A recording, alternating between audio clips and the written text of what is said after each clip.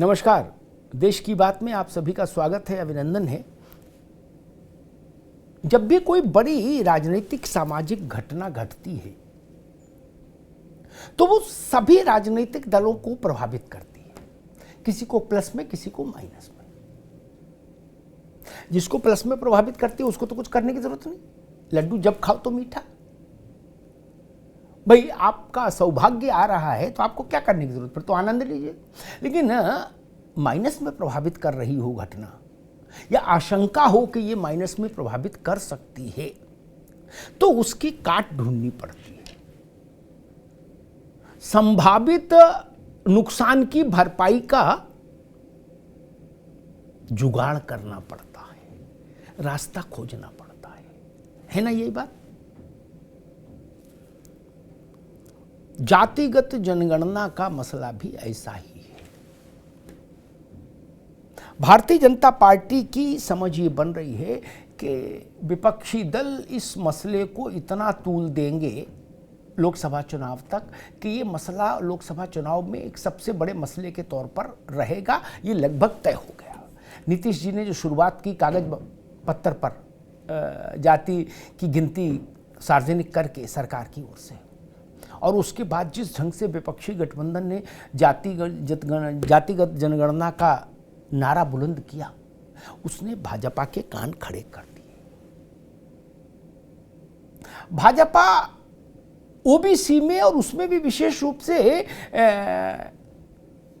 Most backward classes जो हैं, MBC, उसके ऊपर उसने काम किया और उसको राजनीतिक लाभ मिला। वोट का शेयर बीजेपी का जैसे जैसे बढ़ा है वो बताता है कि उसमें एमबीसी की भूमिका बड़ी है। लेकिन अब ये जात की जनगणना और उसमें ये भाव कि भाई आधे से ज्यादा तो देश में ओबीसी है, ओबीसी जिसमें एमबीसी भी शामिल है, सब मिला के ओबीसी, तो उसकी गिनती क्यों नहीं हो। ये भाव थोड़ा सा ऐसा है जो नीचे तक प्रभावित करता है कि हाँ भाई गिनती में क्या तकलीफ है, कहा जा रहा है। जब वो शेर की गिनती हो रही है, खरगोश की गिनती हो रही है, गेंडे की गिनती हो रही है, हाथी की गिनती हो रही है, बैल की गिनती हो रही है, तो लोग कह रहे हमारी गिनती में क्या समस्या है भाई, गिन लो और बता दो, बाकी फिर देख लेंगे। लेकिन भाजपा जानती है कि मामला इतना सरल नहीं है। गिनती करा के बता दें तो फिर स्थितियां एकदम बदलेंगी, बहुत शार्पली बदलेंगी।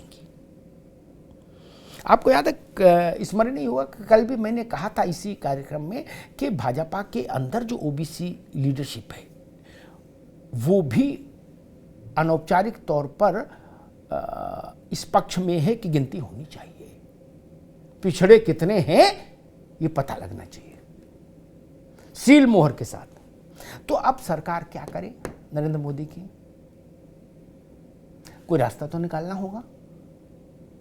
उस रास्ते की खोजबीन में एक चीज निकल कर आ रही है जो पहले से पेंडिंग भी है, और वो है कि 27% पिछड़ों के लिए जो आरक्षण हुआ मंडल कमीशन की रिपोर्ट स्वीकार किए जाने के बाद विश्वनाथ प्रताप के समय में, उसमें फिर बाद में एक व्यवस्था ये की गई कि भाई कालांतर में सुप्रीम कोर्ट के द्वारा कि क्रीमी लेयर का राइडर लगाइए। क्या यानी जो लोग संपन्न हैं उस वर्ग से, वो आरक्षण से, उनके संतानें उस आरक्षण से बाहर हो जाए।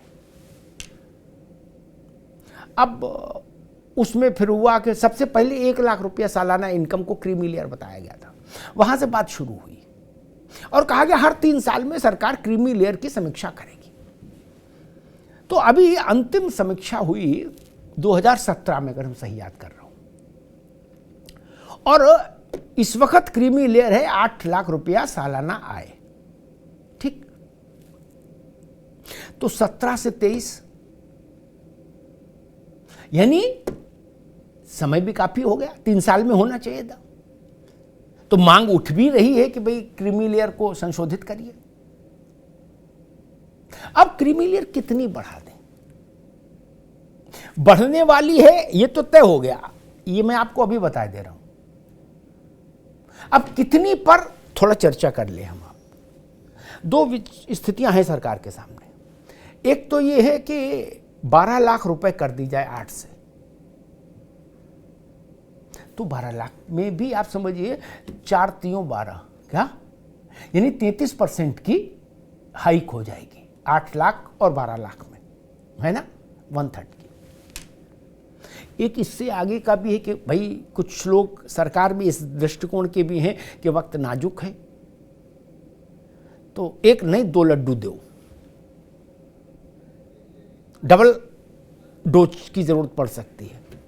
तो डबल डोज के लिए भी एक कागज सरकार ने खोज लिया है, क्योंकि सरकार में कुछ भी करना है तो कागज चाहिए। ये लोकतंत्र है, ये राजतंत्र तो है नहीं कि जाओ फला गांव तुमको दिया, ऐसा तो संभव नहीं, कागज पत्तर तो चाहिए ही।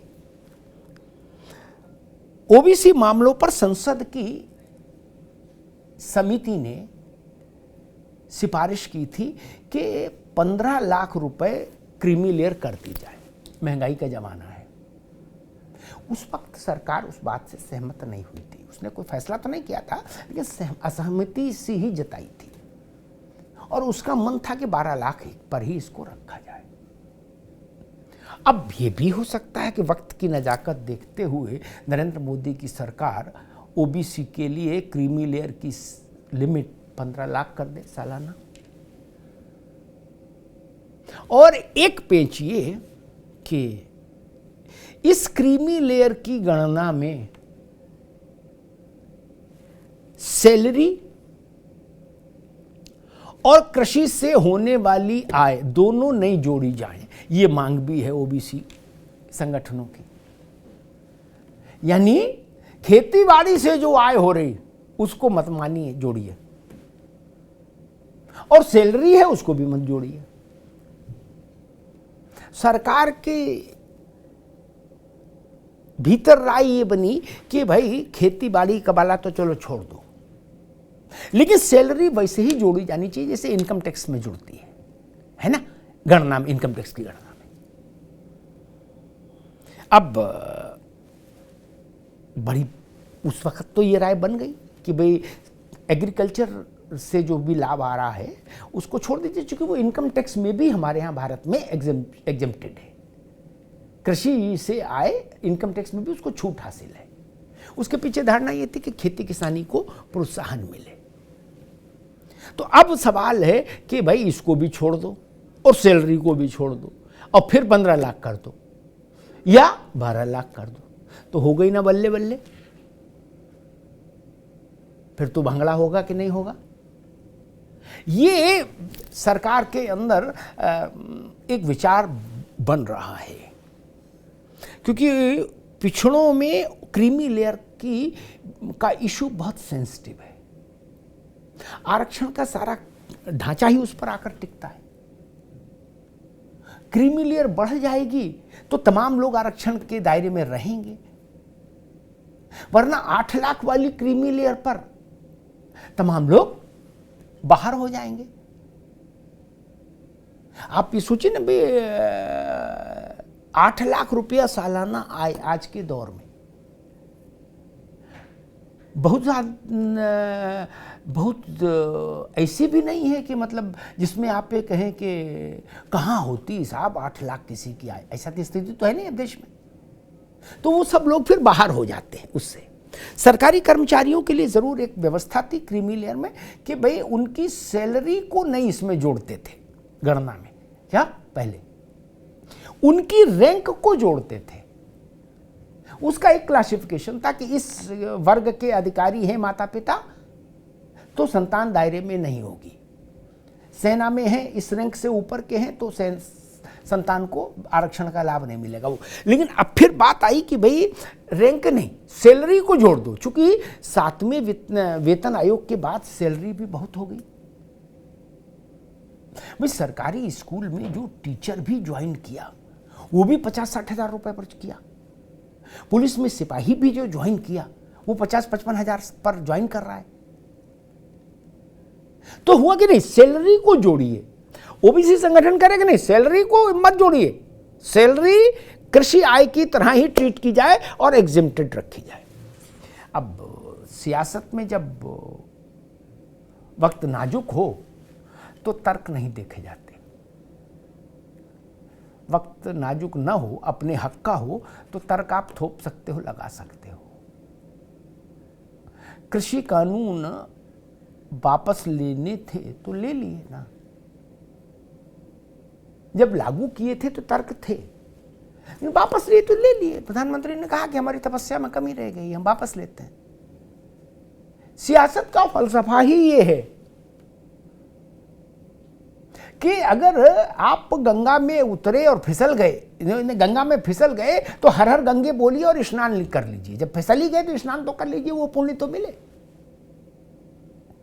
अब भारतीय जनता पार्टी ऐसा नहीं कर सकती कि जातिगत जनगणना को लेकर जो देश में वातावरण बन जाए उससे अपने को आइसोलेट कर ले, नहीं ना, उसको चुनाव लड़ना है। भाई मंडल जब देश में लागू हुआ तो उसने हर पार्टी को प्रभावित किया। अयोध्या जब आंदोलन बनी तो सब पार्टियों को प्रभावित किया, प्लस माइनस। वैसे ही ये जाति की गिनती का मसला है। तो एक तो ये मानकर चलिए कि क्रीमी लेयर बढ़ने वाली है, अब वो 12 लाख साल हो या 15 लाख साल हो, और कृषि वाली आय बाहर रहेगी, इससे भी निश्चिंत रहिए, क्योंकि ऐसा जोखिम अब सरकार फिलहाल नहीं उठा सकती कि कृषि आय को उसमें शामिल कर दे ताकि और भड़क जाए मामला। ये एक। और दूसरा, मैंने कुछ समय पहले आप लोगों को याद दिलाया था, उसको फिर याद दिला दूं बस। एक नरेंद्र मोदी की सरकार ने कमीशन बनाया था, जस्टिस रोहिणी कमीशन। उसकी रिपोर्ट सरकार के पास आ गई है।